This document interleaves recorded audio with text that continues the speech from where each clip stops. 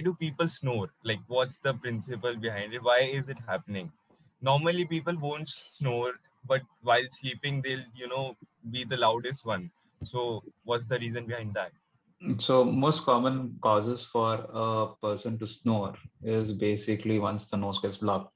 So if at all the nose gets blocked, then they can't breathe through the nose. So they'll have to open up their mouth. So when they open the mouth, the tongue which is there, tongue doesn't have a bone.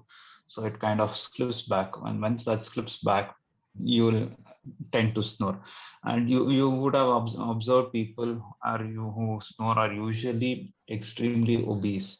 People who are fat, they tend to snore loud and extremely loud. And snoring is not a good sign because it has multiple other issues. Like, snoring causes people to have uncontrolled diabetes.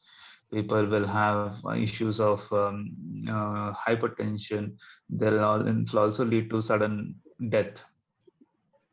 So snoring is not just limited to adults, even children snore. And that is basically because of the adenoid hypertrophy or the third tonsil, which is in the back of the nose. So that causes a nose block and that causes snoring.